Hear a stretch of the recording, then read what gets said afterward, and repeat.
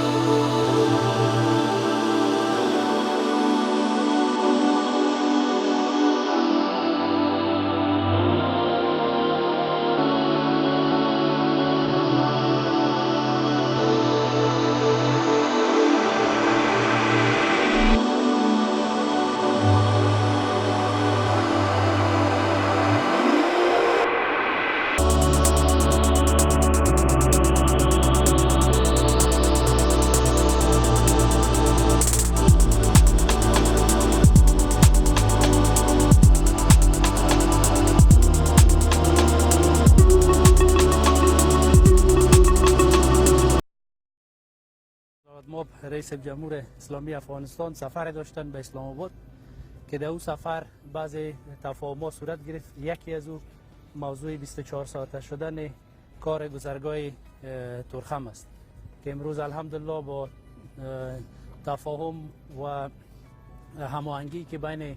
ادارات مربوطه شد بخصوص وزارت مالی افغانستان، وزارت تجارت افغانستان، امروز گذرگاه برای از به بعد برای 24 ساعت فعال میشه. امیدواری ما است که در گذرگاه دیگه که در خط دیورند وجود داره، در چمن، در غلام خان، او هم در آینده با اساس همه طور هماهنگی‌ها 24 ساعته شود که برای هموطنان ما سهولت برای مریضا و پایوازایشون به خاطر ویزا و رفت آمدشون سهولت ایجاد شود و او هم ایره قبول کردن که در این راستا همو ادارات مربوطه خود وظیفه میتن که به خاطر سهولت ویزا بخصوص برای مریضا و پایوازایشون سهولت ها ایجاد شود.